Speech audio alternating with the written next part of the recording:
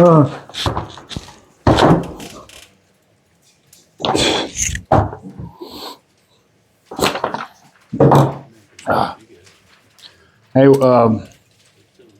welcome to the internet. I'm Joshua from the reviews department. If you haven't already, go ahead and clock in, sit down. We got a lot of things to review today. The list is endless. I apologize for this. The guys in the not safe for work department had a potluck last night, and it I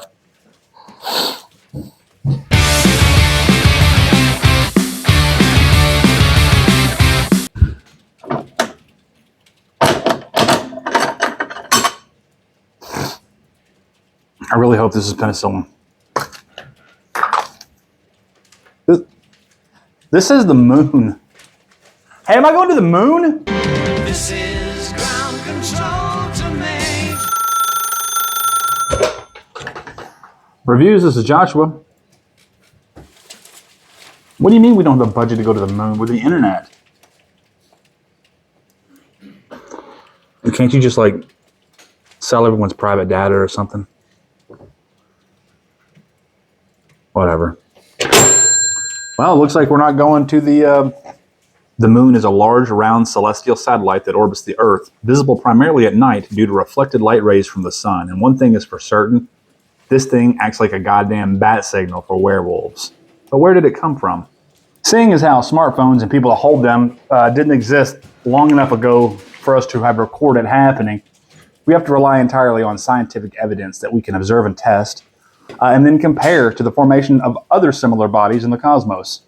The most widely believed origin for the moon is known as the giant impactor theory, or ejected ring theory, which posits that billions of years ago a minor planet about the size of Mars impacted the Earth.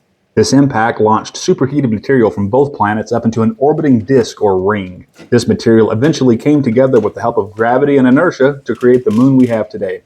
Some of you might be saying, tons of planets have moons, and they all have cool names like Titan, Callisto, and Heath.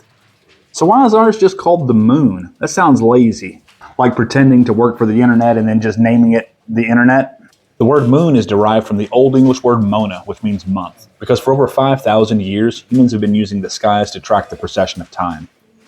This is an important distinction to recognize. We didn't look at the moon and just say, hey, that's a moon, let's call it the moon. We didn't know other planets or moons existed back then. This is a matter of first come, first serve. It wasn't until Galileo observed 4 of Jupiter's moons in 1610 that we realized other planets had similar orbiting bodies around them, much like our own moon. So we decided as people to refer to them as moons also, since they held the same relative correlation to their own planets. We had to give them all different names so people wouldn't be confused. So those moons became Europa and Io, while ours got to stay the moon, the OG. Our fascination with the moon culminated in the 1960s with the Apollo missions, which saw astronauts Neil Armstrong and Buzz Aldrin setting foot on the lunar surface in 1969. Now, we all know that the gravitational forces of the moon work in tandem with the sun to control the tides of the oceans, but the moon actually holds a more important sway over the Earth that doesn't generally come up. The Earth rotates around the sun on an axis with a 23.4 degree tilt. Yes, that is why your globe looks like that. However, there is a slight imperceptible wobble to that rotation. Think of the wobble when a top rotates, while avoiding the urge to argue about the film Inception in the comments. The Earth's wobble is a lot slower, taking almost 26,000 years to occur, during which it minutely shifts the planet's axis by 2.4 degrees. This slight wobble is held in check by the moon. When things go slightly off kilter over those thousands of years, the rotation and gravity of the moon helps to bring the Earth back to its 23.4 degree tilt. Without the moon, that little wobble would become erratic, to say the least. There would be periods of time during which the Earth would be spinning on its side, the poles would be on fire, while the equator would be a very cold place. Ice caps would melt faster. Some seasons would change or go away, while some would lock in place for hundreds of years and never change. Ice ages would come and go at a more rapid interval. The relatively reliable and expected changes of daylight and temperature would be thrown into absolute chaos depending on what wacky orientation our tilt found itself in. It's safe to say that the moon, while basically a large, boring sphere, is irreplaceably important to us on Earth. From the tilt, to the tides, to the tracking of the lunar phases, we really seem to be tied to a sun-soaked ball in space that is 100% not made of cheese. I gotta confess, guys, I can't really find any negative things about the moon. I know some of you are probably out there shouting at your screens right now, What about lunacy, or the effects that the lunar cycle has on the human psyche? Well, the truth of the matter is that's mostly superstition or folktales. Actual studies into the effects of the moon on the mind have persistently concluded that, kind of maybe, but not really. So it turns out we don't really need to worry about the moon triggering psychotic outbursts or violent behaviors in people. That being said, we still have one thing to look out for.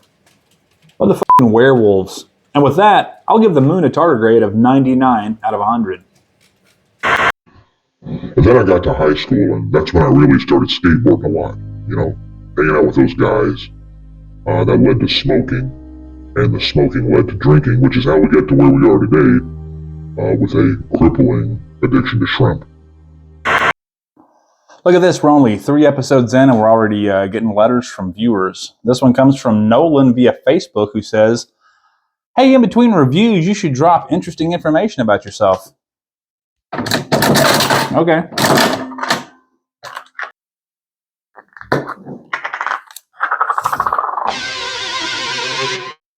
Hey, we get to review our first music video. We're going to kick things off with a song called I Got You by New Zealand rock band Split Enz. Apparently this song and video are a product of the year 1980, so you know it's going to be absolutely incredible. Let's get into it. Right out of the gate, there's some Illuminati thing going on. I don't trust it. I don't know what's happening here. I got you. Well, hey there. That's all I want. So clearly, the community college is doing a production of Death of a Salesman, and I've stumbled upon something nefarious happening on set. That's what it looks like here. Hey now. I don't go out. It's the most sexually confident member of the AV club, and he's trying to seduce me with his eyebrows, it looks like. Those things are on fire. Times we shout, but that's no problem. I don't know why sometimes I get frightened. You can see my eyes, tell that I'm not lying.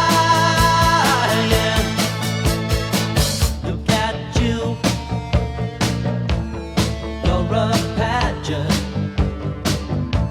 You're everything. I should be watching this part. This feels like a private moment. Something's wrong. I feel uneasy. It's a new angle. You show me. I won't deny it's got a catchy hook. Dance, fat guy, dance. I don't know why sometimes I get frightened. You can see my eyes, tell that I'm not lying. I don't know. Sing it, dude. I get frightened. You can see my Ladies and gentlemen, Count Chocula has entered the chat, and he is rocking out. This video's got it all. Now, see, things have taken a turn here. It looks like the entire band is giving him the stink eye, and it's causing some kind of meltdown. They're all giving him some weird side eye. He can't seem to handle it. This is madness.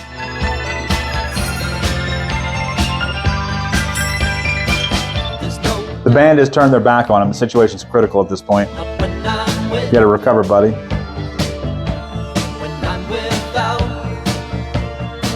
Flash those eyebrows at him. in my room. Where do you go? I get no answer. You're always out. It gets on my nerves. I don't know why 1980s Sears catalog. A symbol. you can see my eyes, tell that This band's got it all. If you look here, they've got on lead vocals, they've got the Amazing Pervert. I don't know why. On drum kit, it looks like you've got Pete Davidson's older brother. There he is. Count Chocula's in here. And let's freeze frame. They've got a guy in the band whose whole job is to just have a mohawk and stand there. Maybe it looks like he's comforting the drummer. Maybe emotional support. I think more bands need that. Oh, he's done for. I would be done too. I would be down for the count after this whole whatever this was.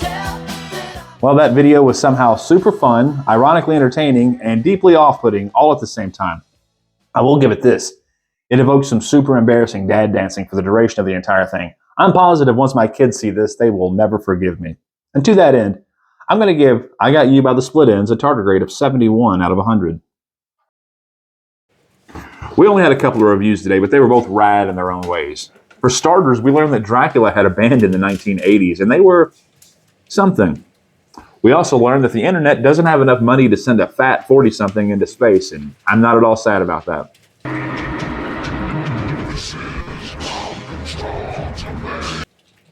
As always, I hope you enjoyed your time here at the internet today.